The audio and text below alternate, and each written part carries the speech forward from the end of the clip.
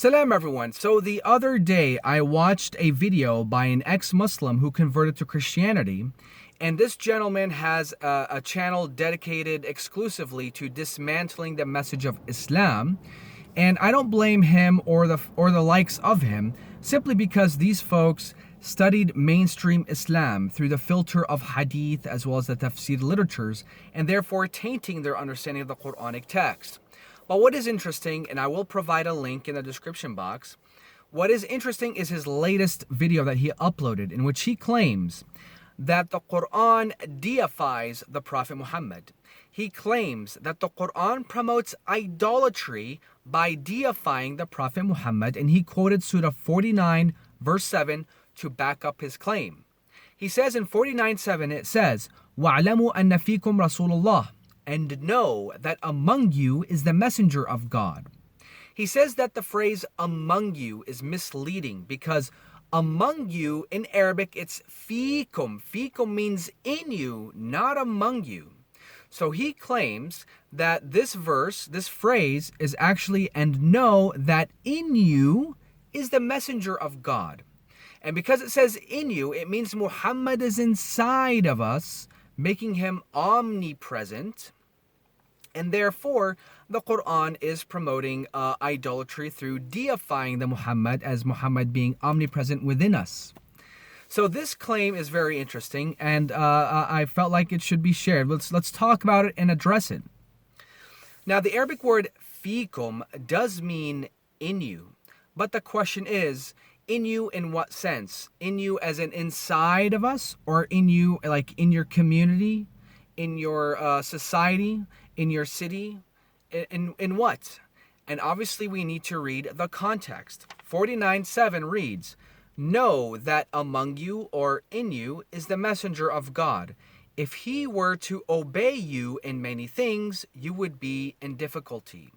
So it is obvious that the messenger here, the context dictates that the messenger, that in you is the messenger in our society, in our people, in our culture, not an inside of us. Otherwise, how would he be obeying us? Okay, so that's a very simple, basic step to approach this this claim. Another basic step is to obviously look up the word fikum in other verses. Surah 2 verse 151 is a dead giveaway as to fikum, what it refers to. It says, كَمَا أَرْسَلْنَا فِيكُمْ رَسُولًا مِنْكُمْ, just as we have sent fikum, in you, a messenger from you. From you. So God here teaches us that that he sent a messenger in us, from us. So the fikum here refers to a man within our community, from our community, minkum. So therefore, the fikum here does not refer to being physically inside each and every one of us. That is absolutely silly. Rather, 2:151 teaches us that fikum refers to being from among us. Okay? Now, his other claim, he claims that if the verse was actually referring to the messenger being among us, God would have used the word bainakum, between you, rather than in you, fikum. And of course, to me, this indicates that this person, of course, no personal offense to him, is unaware of the sensitivity of the Quranic Arabic language. Fikum, in you, is different than bainakum, between you.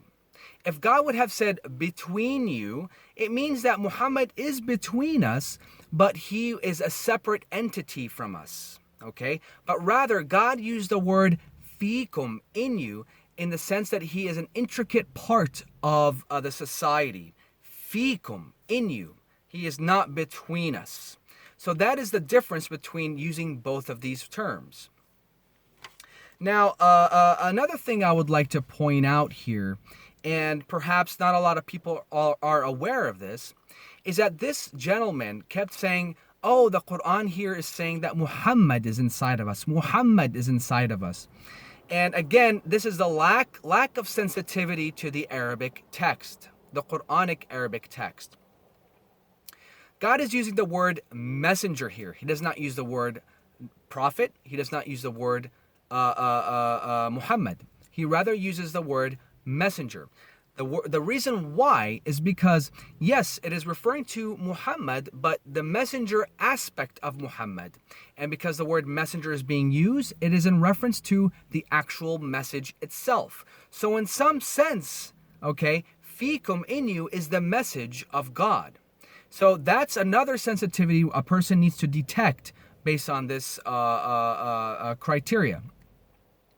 And of course, this person at the end of his video claimed that, hey, rather than, making Muhammad omnipresent, you need to make Jesus omnipresent. I find it so ironic that he talks about the Quran promoting idolatry and paganism and deification of Muhammad, but then he tells you, no, do the same thing but with Jesus. It's ironic. Anyway, I wanted to address this type of claim, and I find it interesting that a lot of, not a lot, but some of my interactions with some Christians keep telling me the Quran says Jesus is God, or the Quran is all about paganism or idolatry and so forth. And yet they do not see the problem with their own claims. Anyway, Assalamu alaikum. Shall I see you next video.